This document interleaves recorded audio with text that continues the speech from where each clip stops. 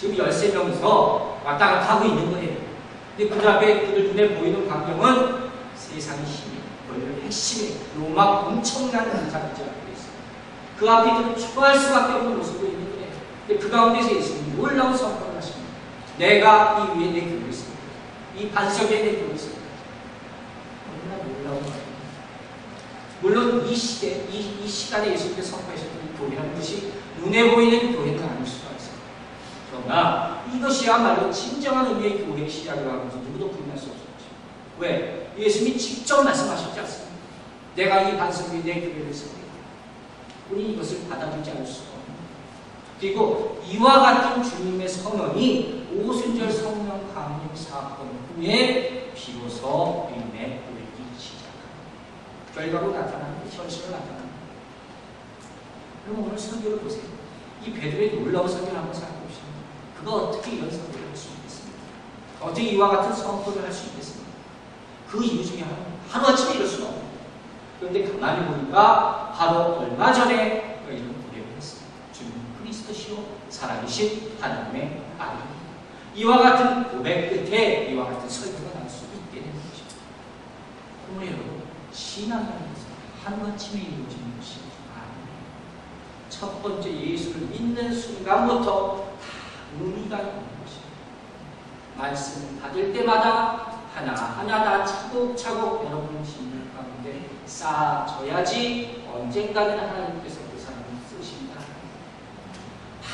벼락치고 해가지고 은혜 받을 수 있다 생각하지 마시기 바랍니다. 내가 좀 열심히 있다고 해서 내가 교회를 다 할 수 있다고 생각하지 마시기 바랍니다. 이 성경 66권에 나와 있는 이 모든 엄청난 말씀 가운데 한 구절 내가 좀 아는 것 같다 해서 성경이 이렇다 얘기하지 마요. 예수 그리스도의 삶을 어디서 얼핏 들었다고 해서 예수가 어떤 분이라 함부로 얘기하고 다니지 마요. 교회에 몇 번 다녔다고 해서 교회는 이렇고 저렇고 하는 것이라 함부로 내뱉지 말라는 것입니다. 여러분, 하나님을 대할 때 겸손할 수 있어야 되는 것입니다. 베드로는 무식한 사람, 뱃사람, 그래도 제대로 못 믿을 수도 있는 사람이에요. 그러나 하나님이 부르셨고 훈련시켰고 고백시키셨습니다. 그리고 성령의 역사가 있자 그가 엄청난 말씀을 증거하기 시작합니다. 여러분도 그런 자에 있게 되기를 바랍니다. 우리들 모두가 담대하게 주의 말씀, 내 지식과 내 경험과 내 지혜가 아니라 하나님께서 주시는 예수 그리스도를 통해서 주시는 성령의 역사로 말미암아서 담대하게 선포할 수 있는 자가 있게 되기를 주님의 이름으로 축원합니다. 여러분, 교회는 어떻게 세워질 수 있습니까? 바로 이와 같은 신앙 고백 가운데서 삼국지는 것입니다. 교회는 사람이 세우는 것이 아닙니다. 죽은 그리스도시요 살아계신 하나님의 아들이십니다. 신앙 고백을 하는 사람들이 모이는 공동체, 이 믿음의 공동체가 바로 교회임을 다시 기억하시는 여러분들이 계시기 바랍니다. 자, 베드로가 마태복음 16장 16절에서 이와 같은 놀라운 고백을 합니다. 그런데 바로 뒤에 어떤 말이 나오는지 아십니까? 17절 보면 이런 말이 나옵니다. 이를 내게 알게 하니는 혈육이 아니요 하늘에 계신 내 아버지라. 이게 어떤 말입니까? 베드로가 지금 어쨌든 간에 성령의 영광을 받아서 주는 그리스도시요 살아계신 하나님의 아들이십니다 고백을 하지만 이것 또한 베드로 혼자의 힘으로 하는 것이 아니라 하나님께서 혈육이 아니라는 것입니다. 내 육신으로는 그런 얘기를 할 수 없다는 것입니다. 성령의 역사만이 이것 고백을 할 수 있다는 것입니다. 물론 우리는 이것 할 수 없습니다. 누가 갑자기 그 삶을 바꾸고 내가 선교지 갈 수 있다고 선언할 수 있겠습니까? 이건 못하는 거예요. 부모가 아무리 뜯어말려도 이건 안 됩니다. 간다고 보면 가는 겁니다. 왜 이게 가능하겠습니까? 성령님께서 가슴을 치기 때문에 할 수 있는 거예요. 누구도 말릴 수 없는 거예요.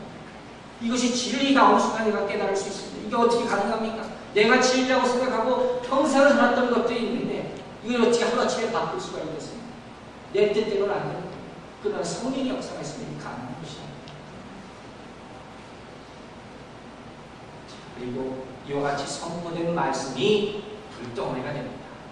그래서 그 자리에 모였던 사람들에게 임하자 그들의 가슴이 찔리고 그들이 통해 자독하고 회개했다.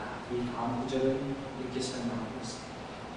여러분, 그들이 본질적으로 어떻게 이렇게 갑자기 회개하게 됐습니까? 왜 갑자기 찔리는 마음이 생겼습니까? 도대체 무슨 일을 들었길래 이들이 찔린 마음이 생겼다고 보는구나.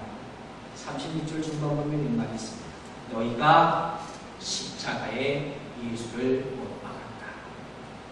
여러분, 이들이 예수를 죽였습니다. 유대인들이 예수를 죽였습니까? 로마 병정이 당한 거죠. 그렇죠? 이 사람들이 예수를 죽인 사람이 아니죠. 분명히 이전에 누가 이런 말을 했다고 분명했을 것입니다.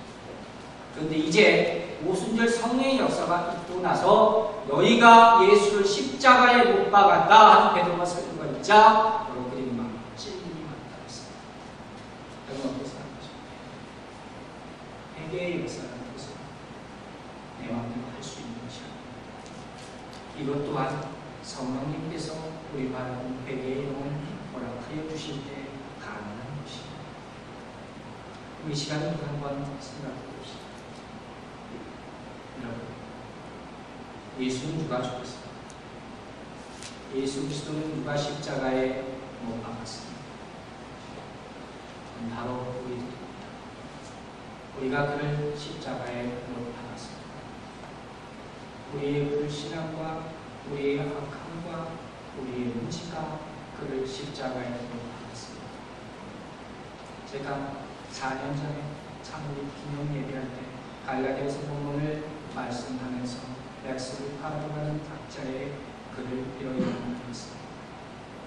우리가 이제까지 살면서 예수 그리스도의 못 박은 것 생각할 때 그것이 너무도 많아서 앞으로 남은 삶 가운데 그것을 하나하나 다 빼어도 뗄 수가 없을 것입니다. 여러분들이 인정하십니까? 이 시간에 정말로 성령님께서 역사하셔서 우리가 그를 못 박았다는 것을 여러분 마음과 여러분의 입술로 인정할 수 있게 되기를 바랍니다. 또 하나 우리가 인정해야 될 것이 있습니다. 그것은 우리가 십자가에 못 박은 예수 그리스도가 바로 우리 주님이시라는 사실입니다. 이 역설적인 진리를 인정할 수 있고 받아들일 수 있는 여러분들이 되시고 우리가 죽인 우리가 비난한 예수께서 우리를 구세주셨습니다. 이것을 받아들일 때 그가 바로 그리스도인 것입니다. 자, 이제 마지막으로 35절 오늘 본문 말씀 함께 읽겠습니다. 시작. 내가 내 원수로 내 갈등상 되게 하기까지 너는 내 우편에 앉았다 저다 하였으니. 여러분 여기서 말하는 왕의 우편에 앉았다 하는 말은 또 오른손, 하나님께서 오른손으로 역사하신다는 히브리적인 의미인데 항상 하나님의 큰 권능을 의미하는 것입니다. 어쨌든 왕의 우편에 앉아있다 하는 의미는 왕과 동일한 권력을 지니고 있다는 것이에요. 우리가 죽인 예수 그리스도를 하나님께서 들어 올리셔서 우편에 앉게 하시고 동일한 능력으로 올려주셨습니다. 여러분 있습니다. 그리고 그 능력이 어떻게 나타난다는 바로 우리들의 원수를 우리 발등상에 놓이게 한다. 여기서 발등상이 된다 하는 말은 무슨 얘기겠습니까? 아주 쉽게 보면 내 발 앞에 굴복시킨다 하는 그런 어려운 말.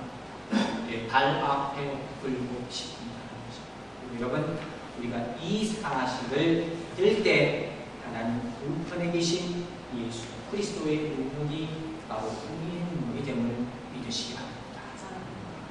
그러므로 이제부터 여러분은 여러분이 대적하는 것이 무엇이든가, 여러분의 원수가 무엇이든가, 여러분을 힘들게 만드는 사단이 무엇이든 간에 다음과 같이 기도하시기 바랍니다. 나사렛 예수 권능과 능력의 이름으로 명하니 사단아 예수의 발 앞에 굴복하여 웃길지어다.